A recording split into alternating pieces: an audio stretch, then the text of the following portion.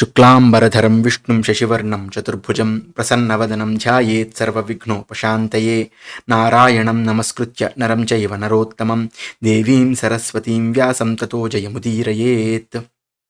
మనం ఇప్పటిదాకా అనుక్రమణిక, పర్వ సంగ్రహం, ఆ తర్వాత పౌలోమ పర్వం చెప్పుకున్నాం. ఈ మూడిటికి లింక్ నేను పైన పెడుతున్నాను. ఆ తర్వాత మనం ఇప్పుడు ఆస్తిక పర్వంలో ఉన్నాం.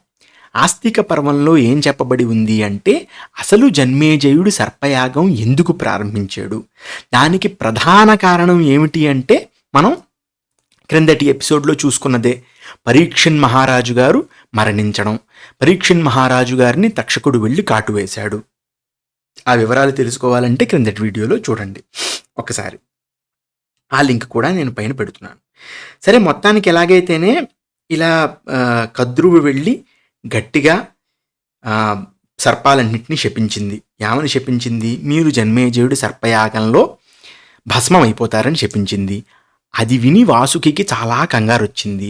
వీళ్ళందరూ మాట్లాడుకున్నారు. ఆ శేషనాగు, ఆదిశేషు ఏం జరిగింది అది కూడా మనం కిందటి కాకుండా ఆ పై వీడియోలో మనం చూసాం. ఆ లింక్ కూడా ఇక్కడ పెడుతున్నాను, ఒకసారి చూడండి, వినకపోతే వినండి. సరే, మొత్తానికి వీళ్ళందరూ ఏమని తేల్చుకున్నారు అంటే, బ్రహ్మగారు చెప్పారు, జరత్కారువు అనేటువంటి వాసుకి చెల్లెలు ఒక ఆవిడుంది, ఆవిడ్ని తీసుకెళ్ళి యాయావర కుల సంజాతుడు అయినటువంటి జరత్కారువు ఇంకొకతనున్నాడు, అతనికి ఈవిడికి పెళ్లి చేస్తే ఆ పుట్టబోయే బిడ్డ వెళ్ళి జన్మేజయుడు సర్పయాగంలో ఇలా సర్పయాగం చెయ్యొద్దు అని చెప్పేసి ఓ చిన్న వరం కోరుకుంటే జన్మేజయుడు సర్పయాగం ఆపుతాడు అని ఉందన్నమాట. అసలు ఎవరి జరత్కారు, దాని గురించి మనం ఇంతకుముందు కూడా ఒకసారి చెప్పుకున్నాం, కానీ టూకీగా చెప్పుకున్నాం. మనం చాలా సంక్షేపంగా చెప్పుకున్నాము. అప్పుడు వెంటనే శౌనకాది మహామునులు కాస్త ఉగ్రశ్రవ గారిని అలా కాదు, మాకు విస్తారంగా చెప్పండి అనేసరికి ఇంత ఉపద్రవం అయింది. మనకి గరుడోత్పత్తి, సముద్రమథనం, ఇంకా చాలా విషయాలు మనం చెప్పుకున్నాం ఇక్కడ. సరే, మొత్తానికి జరత్కారు కథ దగ్గరికి మళ్ళీ వచ్చాం మనం. జరత్కారు కథలో ఏం జరుగుతుంది అంటే, మనకి జరత్కారువు అని చెప్పేసి యాయావర కుల సంజాతుడు అయినటువంటి జరత్కారు అనేటువంటి మహాముని ఒకతను ఉండేవారు. అతను మహాతపస్వి. ఎంత పెద్ద తపస్సు చేసేవారు అంటే, అతను తీసుకున్న దీక్షని అజితేంద్రియమైనటువంటి పురుషులు ఎవ్వరూ తీసుకోలేరన్నమాట. పైగా ఆయన ఎప్పుడు పృథివీ అంతా తిరుగుతూ ఉండేవారు. చచార పృథివీం కృత్స్నాం ఎత్ర సాయం గృహోముని అంటే, పొద్దున్నంతా మొత్తం ఊరంతా తిరిగి సాయంత్రం ఎక్కడ సూర్యాస్తమయం అయితే అక్కడ పడుకుండిపోవడం అనమాట. పైగా వాయుభక్షో నిరాహార, వాయువే తాగేవారట, ఆహారం ఏమీ తీసుకునేవారు కాదుట. పైగా ఊర్ధ్వరేత బ్రహ్మచారి అంటే ఇంక అసలు బ్రహ్మచర్యంలో ఆయనే సాటి, అంత గొప్పవాడు జరత్కారు. అంత గొప్ప జరత్కారు అలా తపస్సు చేస్తుంటే, అసలు మహాకఠోరమైనటువంటి తపస్సు చేస్తుంటే ఇంకా ఆయనకి ఏమీ లేదనమాట. ఇంకా పెళ్ళి వద్దు, పెటాకులు వద్దు, ఏమీ వద్దు, మోక్ష మార్గం ఒక్కటే ఆయనకి కావాలి. అంత సంసారాన్ని అంత వదిలేసి ఉన్నాడనమాట ఆయన, జరత్కారు అనేటువంటి ఆయన. సరే, ఆయన అలా వెళ్తున్న సమయంలో నిరాహారాన్ కృషాందీనాన్ గతే స్వత్రాణమిచ్చతః ఉపసృత్య శతాందీనాన్ దీనరూపో అభ్యభాషత అని చెప్పేసి అక్కడ కొంతమంది పితరులు కనిపించారు వాళ్ళకి. పితరులు అంటే అలా వేళ్లాడిపోతున్నారనమాట. ఒక చిన్న ఏమిటంటే ఒక నుయ్యి లాంటిది ఉంటే ఆ నుయ్యి కింద వేళ్లాడుతున్నారు. సరే, దేంతో వేళ్లాడుతున్నారు? ఒక కుశం ఉందన్నమాట. ఆ కుశం అంటే చిన్న ఎండు గడ్డి పరకతో వేళ్లాడిపోతున్నారనమాట. దాన్ని కూడా వెళ్ళి ఓ ఎలక కొరికేస్తుంటే ఊరు నాయన ఎవర్రా వీళ్ళు ఇలా ఇప్పుడు పడిపోయారంటే నానా ఇబ్బంది అవుతుంది, పోతారు వీళ్ళు అని చెప్పేసి నానా కంగారు పడ్డి వెంటనే జరత్కారు చూసాడు. వీళ్ళని చూసి అయ్యబాబోయ్ అని చెప్పేసి ఎవరు వీళ్ళని చెప్పేసి వెంటనే వీళ్ళని అడిగాడు. ఏమని అడిగాడు? కే భవంతే అవలంబంతే వీరణ స్తంభమాశ్రితా దుర్బలం ఖాదితైర్మూలై ఆఖునా బిలవాసిన. ఇలా మీరు ఎవరండి ఈ బిలంలో ఇలా ఉంటున్నారు మీరు? పైగా మీరు ఈ గడ్డి పరక ఇది కాస్త వెళ్ళి ఆ ఎలక తినేస్తోంది, ఇంకా కాస్త ఉంటే మీరు పడిపోతారు, ఎవరండి అసలు మీరు అని చెప్పేసి అన్నారు. అన్న తర్వాత ఏమన్నారు? ఏ ఇంక మీరు కొంచెం ఉంది భాగం, అది కాస్త ఎలక కొరికేస్తుంది, అది పడిపోతారు మీరు అని చెప్పేసి అన్న వెంటనే, మిమ్మల్ని చూసి నాకు చాలా జాలి వేస్తోంది, నేను మహా శక్తి సంపన్నుణ్ణి, నాకంటే ఎక్కువ తపస్సు ఇప్పుడు ఉన్న వాళ్ళల్లో ఎవరూ చేయలేదు, నేను చేసిన తపస్సులో పావు వంతో లేకపోతే సగం వంతో లేకపోతే 4వ వంతో ఏదో ఒక వంతు నేను ఇచ్చి మీకు మిమ్మల్ని కాపాడతాను అని చెప్పేసి అన్నారు. అన్న వెంటనే వాళ్ళు ఏమన్నారు, మేము అల్పభాగ్యులం అండి, మీరేమో బ్రహ్మచారి, మీరు వృద్ధో భవాన్ బ్రహ్మచారి, మీరు మంచి బ్రహ్మచారి అండి, మీరు మమ్మల్ని రక్షించడం మీరు అనుకోవడం చాలా గొప్ప విషయమే, కానీ మమ్మల్ని మీరు అస్సలు రక్షించలేరు, ఎందుకంటే మమ్మల్ని ఏ తపశ్శక్తి కాపాడలేదు అని చెప్పేసి అన్నారు. అస్తి నస్తాత తపస ఫలం ప్రవదతాం వర సంతాన ప్రయక్షయాద్ బ్రహ్మన్ పతామ నిరయేషుచౌ. ఏమిటంటే ఇప్పుడు వచ్చిన ఇబ్బంది ఏంటి అంటే, మా వంశం ఇంకెక్కడతో ఆగిపోతుందండి, ఎందుకు అంటే మాకు పుట్టినవాడు కాస్త ఏదో అలా తపస్సు చేసుకుంటూ అటు ఇటు తిరుగుతున్నాడు తప్పితే ఏమీ వాడికి పిల్లల్ని కనాలని లేదు, ఏమీ చెయ్యాలని లేదు, అందుకుని మాకు సంతానం ఇంక రాబోయే కాలంలో మాకు సంతతి లేదు, కాబట్టి ఇంకా మేము ఇక్కడతో ఆగిపోతున్నాం, ఇది ఇంకా ఇలా పడిపోతాం మేము, దీంట్లో మాకు ముక్తి లేదు, మీ తపశ్శక్తి వల్ల దీనికి ఏమీ వచ్చే ఉపయోగం లేదు అని చెప్పేసి అన్నారు. అనేసరికి ఇంకో మాట ఏమన్నారు అంటే, సంతానం హి పరోధర్మ ఏవమాహ పితామహ, సంతానం పుట్టించడం అనేటువంటిది పరమధర్మము అని చెప్పేసి బ్రహ్మ చెప్పి ఉన్నారు, మనకు పితామహులు వారు చెప్పి ఉన్నారు. లంబతామిహ నస్తాత నజ్ఞానం ప్రతిభాతివై. కానీ ఏమిటో కానీ నానా ఇబ్బందిగాను ఉంది మాకు, ఎందుకు అంటే మేము ఇలా వేళ్లాడిపోతున్నాం, మాకు అసలు ప్రపంచం తెలియట్లేదు, ఏమీ తెలియట్లేదు, ఏమిటి అంటే మాకు రాబోయే కాలంలో వంశవృద్ధి లేదు కాబట్టి మేము ఎలాగ పోతున్నాం, మేము ఇలా తల్లకిందులా వేళ్లాడి ఇలా ఎప్పుడో పోతాము అని చెప్పేసి అన్నాడు అనమాట, నరకంలోకి వెళ్ళిపోతాము అని చెప్పేసి అన్నాడు. ఇంతకీ ఇప్పుడు ఈయనకి అర్థం కాలేదు జరత్కారు, ఎవరైనా ఏంటి గొడవ అసలు, మీరు ఏమిటి అని చెప్పేసి అంటే, ఏం లేదండి, మాకు ఒక సంతతి ఉంది, వాడు ఏంటంటే మందభాగ్యోల్ప భాగ్యానాం తప ఏకం సమాస్థిత, వాడు ఏమిటి అంటే మందభాగ్యుడు, వాడంతటి మందభాగ్యుడు ఇంకొకడు లేడు, వాడు తపస్సే చేసుకుంటూ కూర్చుంటున్నాడు. జరత్కారు రితిఖ్యాతో వేద వేదాంగ పారక నియతాత్మ మహాత్మా చ సువ్రత సుమహాతపా. అతని పేరు జరత్కారువు, వేదాంగాల్లో అంతకంటే విద్వాంసుడు ఇంకొకడు లేడు, పైగా ఇంద్రియాలని కూడా సంయమనంలో పెట్టుకుని కేవలం తపస్సు చేసుకుంటూ కూర్చుంటున్నాడు.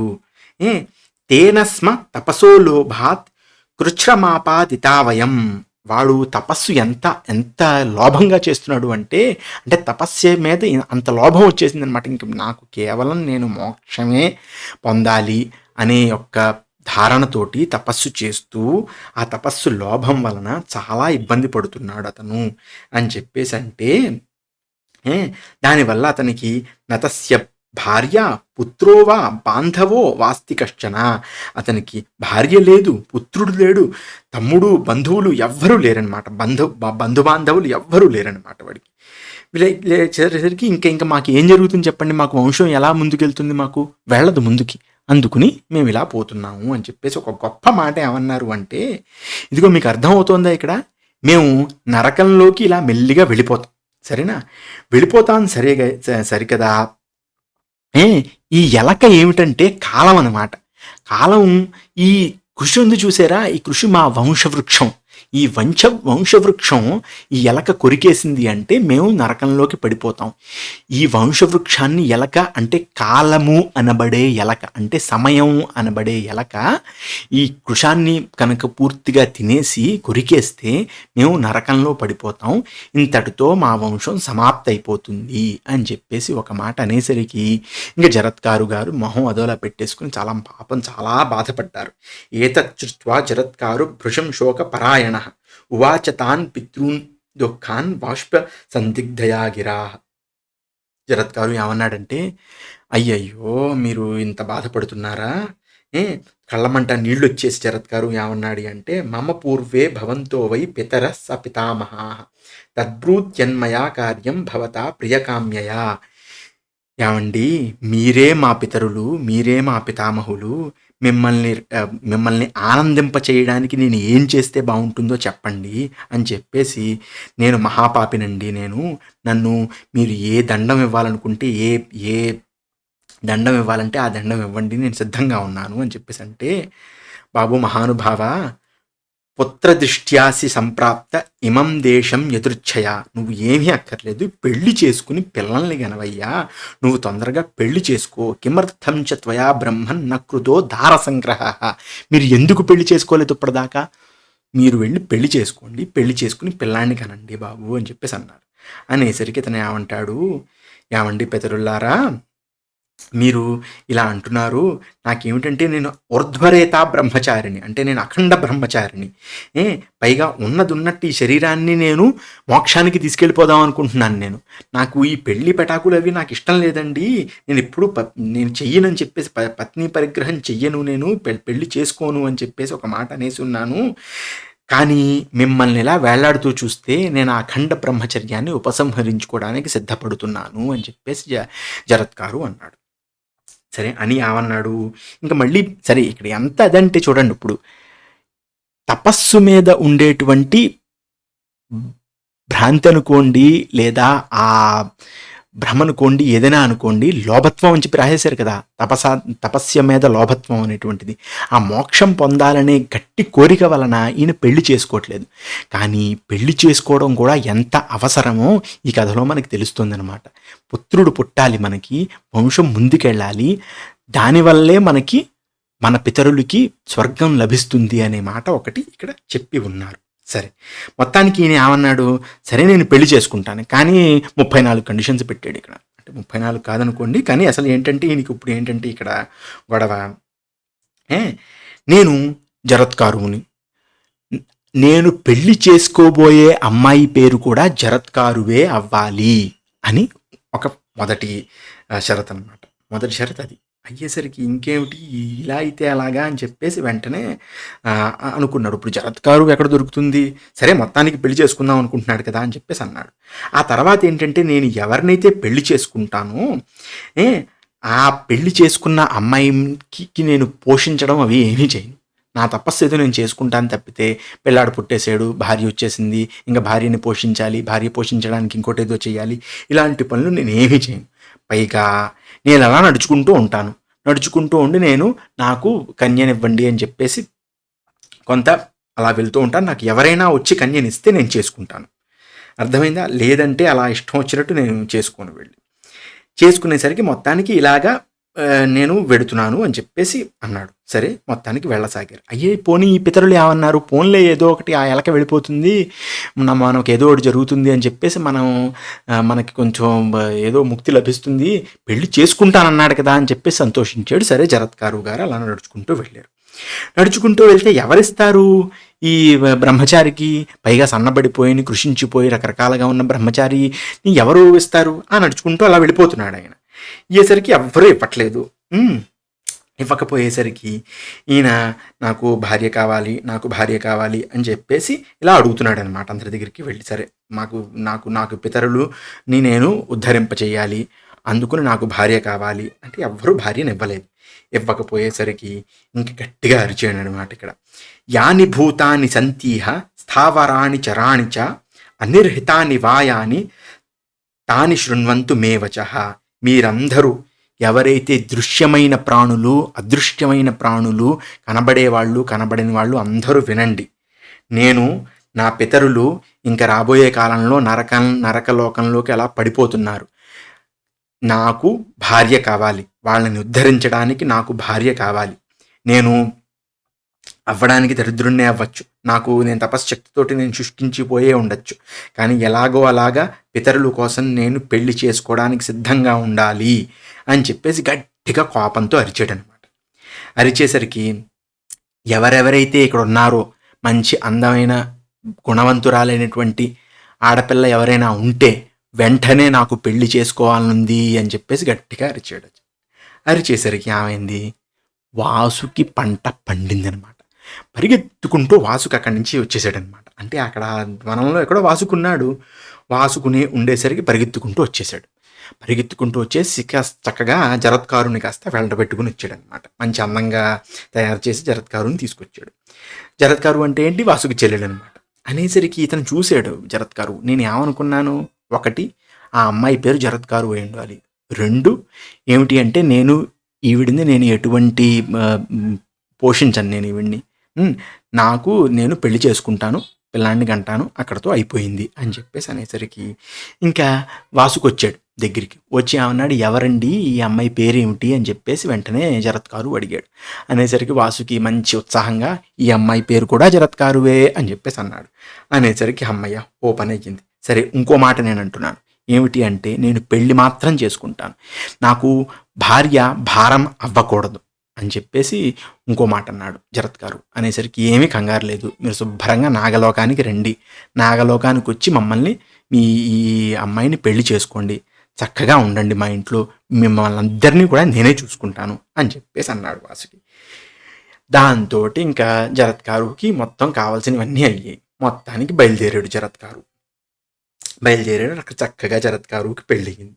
పెళ్ళయిన తర్వాత సరే మొత్తానికి అక్కడే ఉంటున్నాడు, చాలా జాగ్రత్తగా ఉంటున్నాడు. ఈ సర్పాలన్నీ పెళ్ళికి వచ్చాయి, అంతా జరిగింది. సరే మొత్తానికి ఎలాగైతేనే ఋతుకాలే తతస్నాత కదాచిత్ వాసుకే శ్వస భర్తారం వై యథాన్యాయం ఉపతస్థే మహాముని. ఋతుకాలం సంభవించింది. చక్కగా జరత్కారు కాస్త జరత్కారు దగ్గరికి వెళ్ళింది. అంతా బాగానే జరుగుతుంది. కానీ ఇక్కడ ఇంకో మాట జరత్కారు ఏమన్నాడు అంటే, ఇదిగో నువ్వు నాకు అప్రియమైనటువంటి పని ఏదీ చెయ్యకూడదని చెప్పేసి భార్యతో జరత్కారు అన్నాడు. ఏ రోజైనా నాకు నచ్చని పని నువ్వు నాకు చేసి నాకు కోపం తెప్పించేవా, అదే రోజు నేను పారిపోతానని చెప్పేసి అన్నాడనమాట. అనేసరికి సరే ఇంకేం చేస్తాం అని చెప్పేసి ఇక్కడ చాలా విచిత్రంగా ఏం వర్ణించారంటే శ్వేతకాకీయ న్యాయం అని చెప్పేసి ఒకటి ఉందిట. ఆ శ్వేతకాకీయ న్యాయం అంటే మనం బాగా శునకంలాగా గట్టిగా భర్తకి చాలా విశ్వాసంగా ఉండాలి. ఆ తర్వాత ఎప్పుడూ కూడా చాలా బాగా ఉండాలి. ఆ తర్వాత కాకం ఏమిటి అంటే అలా తెలుసుకుంటుందిట, మొత్తం ఇది నా భర్త ఇలా అనుకుంటున్నాడు అనేది తెలిసేసుకుంటుందిట, అలా తెలుసుకుని ఉండాలి అని చెప్పేసి అంది. సరే ఈ శ్వేతకాకి న్యాయంగా శుభ్రంగా ఉంటుంది. సరే మొత్తానికి ఎలాగైతేనే ఋతుకాలం సంభవించింది, వాళ్ళు మామూలుగా ఉన్నారు. వాసుకి జరత్కారు దగ్గరికి వెళ్ళింది. ఆ తర్వాత గర్భం వచ్చింది అని చెప్పేసి అన్నాడు. సరే అలా నడుస్తున్న సమయంలో ఏం జరిగిందంటే, ఓ రోజు జరత్కారు భర్త భార్య ఊళ్ళో పడుకుని ఉన్నాడనమాట. పడుకుని ఉండేసరికి వెంటనే ఏం జరిగింది, అక్కడ సాయంత్రం అయిపోతుంది అనమాట. పడుకున్నాడు, శుభ్రంగా పడుకున్నాడు, ఒళ్ళో పడుకున్నాడు, అలా భార్యని పట్టుకుని పడుకున్నాడు, బాగుంది, నడుస్తోంది. కానీ సాయంత్రం అయిపోతుంది. ఆ రోజు సాయంత్రం అయిపోతుంటే ఎలా మరి సాయంత్రం అయిపోతుంది, సాయంత్రం లేచి సంధ్యావందనం చేసుకోవాలి కదా జరత్కారు, ఇది ఎందుకు ఇలా ఇబ్బందిగా ఉంటుంది, ఇప్పుడు లేపడమా వద్దా, ధర్మలోపం అవుతుంది కదా సాయంత్రం అయ్యేసరికి అనే మాట ఒకసారి చక్కగా జరత్కారు ఆలోచించిందనమాట. ఈవిడ లేపుదామా వద్దా, ఎలాగా, ధర్మలోపం కదా అని చెప్పేసి అంటే, సరే మొత్తానికి సాయంకాలం అయిపోతుంది కాబట్టి ఎలాగో అలాగ లేపేద్దామని చెప్పేసి చక్కగా ఆవిడ కాస్త ఈయన లేపింది. ఏమని లేపింది, ఉత్తిష్టంత్వం మహాభాగా సూర్యాస్తం ఉపగచ్చతి, సూర్యాస్తమయం అయిపోతుందండి, మీరు లేవండి, లేచి మీరు సంధ్యావందనం చేసుకోవాలి కదా అనేసరికి ఇంకా జరత్కారుకి భయంకరమైనటువంటి కోపం వచ్చింది. అవమాన ప్రయుక్తోయం త్వయా మమ భుజంగమే, ఓ భుజంగ కన్య, నువ్వు నన్ను అవమానించావు. నువ్వు పైగా ఇంకో మాట ఏమన్నాడు అంటే, శక్తిరస్తి నవామోరు మయి సుప్తే విభావసో అస్తంగంతుం యథాకాల మితి మే హృది వర్తతే. నేను పడుకున్న సమయంలో, నా తపశ్శక్తి అంత గొప్పది, నేను పడుకున్న సమయంలో సూర్యుడు అస్తమించడమే అంతందేంటి సూర్యుడికి అని చెప్పేసి బాగా కోప్పడిపోయాడు అనమాట. ఇంకా బాగా కోప్పడిపోయేసరికి ఇంక పాపం ఈ భార్యకి ఏమనిపించింది, ఏవముక్త జరత్కారుర్ భర్త్రా హృదయ కంపనం, ఇంకా ఈవిడికి వణుకొచ్చేసింది అనమాట. ఈవిడికి ఏం చేయాలో అర్థం కాలేదు. ఈవిడికి అబ్రవీద్ భగినీ తత్ర వాసుకే సన్నివేశనే, ఇంకేం చేయాలో అర్థం కాక వాసుకి చెప్పుకోవడానికి వెళ్ళిపోయింది. ఇక్కడ ఈయన ఏమన్నాడు, నేనేమని చెప్పాను, నేను నీకు, నువ్వు నాకు అప్రియమైనటువంటి పని చేస్తే నేను వెంటనే వెళ్ళిపోతానని చెప్పాను. అంటే నువ్వు అప్రియమైనటువంటి పని చేసావు, నన్ను సాయంత్రం లేపావు, కాబట్టి నేను వెళ్ళిపోతున్నానని చెప్పేసి ఆయన కాస్త వెళ్ళిపోబోయాడు. పోయేసరికి ఈయనకి ఏం చేయాలో అర్థం కాక వాసుకి దగ్గరికి వెళ్దామా, ఏం చేద్దామా, ఏమీ అర్థం కాలేదనమాట. ఆ తర్వాత వాసుకి దగ్గరికి వెళ్ళేసరికి వీళ్ళు ఏమన్నాడు జరత్ గారు, నేను ఇదే అన్నాను తనతోటి, నన్ను ఇబ్బంది పెట్టకుండా ఉంటే నేను వెళ్ళిపోతాను, నాకు అప్రియమైనటువంటి పని ఏమైనా చేస్తే నేను వెళ్ళిపోతానని చెప్పేసి ఒక మాట అన్నాను నేను, అందుకు నేను వెళ్ళిపోతున్నాను అని చెప్పేసి అంది. అనేసరికి ఇప్పుడు వీళ్ళకి ఏంటంటే ఋతుకాలం వచ్చింది, జరత్ గారు దగ్గరికి వెళ్ళాడు, అంతా బాగానే ఉంది. గర్భం సంభవించిందో లేదో వీళ్ళకి తెలియదు అనమాట. తెలియకపోయేసరికి వీళ్ళకేమో అర్థం కావట్లేదు. ఇప్పుడు పంపించేస్తే అలాగా ఆస్తికుడు పుడతాడో తెలియదు, పుట్టడో తెలియదు, ఏమవుతుంది ఏమీ తెలియట్లేదు.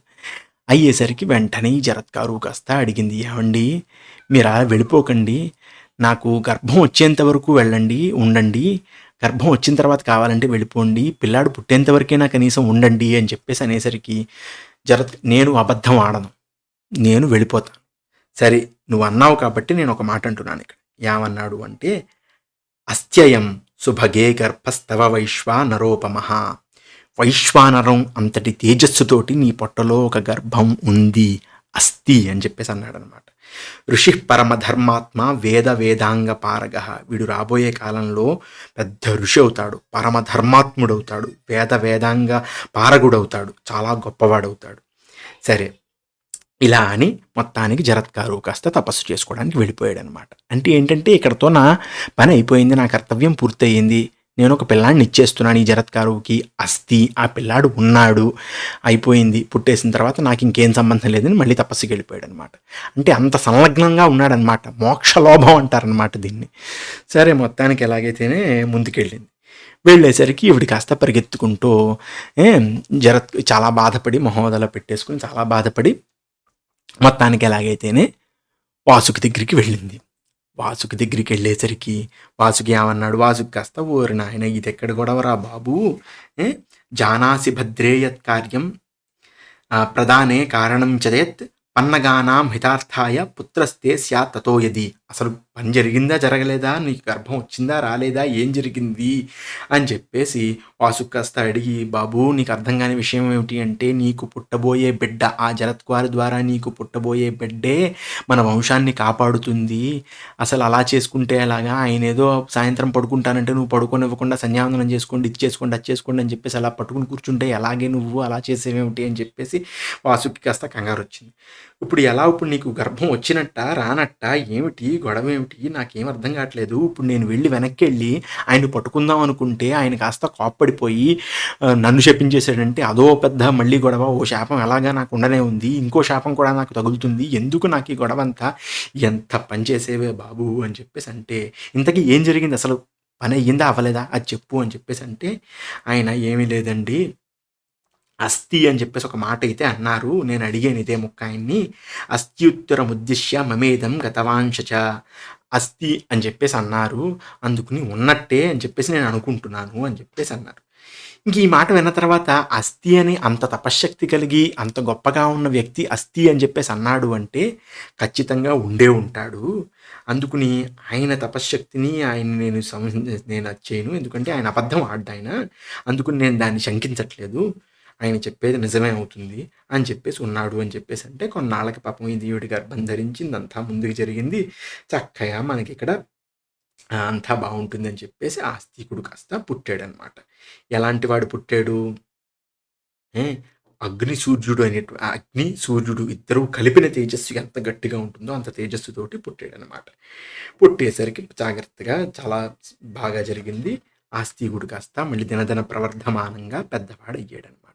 అది మొత్తానికి ఆస్తిక జననం అయ్యిందనమాట. ఇప్పటికి అమ్మయ్య ఇంకా గొడవలేదు, మనకి ఆస్తికుడు పుట్టేశాడు, ఇంకా పెద్దవాడు అవ్వాలి, జన్మేజయుడు సర్పయాగం కాస్త ఆగితే మనం జాగ్రత్తగా ఎలాగో అలాగా ఆస్తికుడిని అక్కడికి పంపిస్తే మన వంశం ఆగిపోకుండా ఉంటుంది అని చెప్పేసి వాసుకి చాలా సంతోషించి ఆ పిల్లాడిని ఎత్తుకుని, బాగుందమ్మా నువ్వు పిల్లాడిని కన్నావు, చాలా సంతోషం, నువ్వు ధన్యవాదాలమ్మా, నీ రుణం నేను తీర్చుకోలేనని చెప్పేసి గట్టిగా పాపం చాలా సంతోషించాడు అనమాట.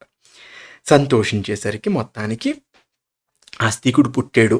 ఇక్కడికి మనం ఈరోజు ఎపిసోడ్ ఆపి అసలు సర్పయాగంలో ఏం జరిగింది, ఆస్తికుడు వచ్చి ఏమడిగాడు, ఏం చేస్తే ఆస్తికుడు ఏం చెప్తే జన్మేజయుడు సర్పయాగం ఆపాడు, అదంతా మనం రాబోయే కొన్ని ఎపిసోడ్స్లో చెప్పుకుందాం. సర్వే జనా సుఖినో భవంతి. నమస్కారం.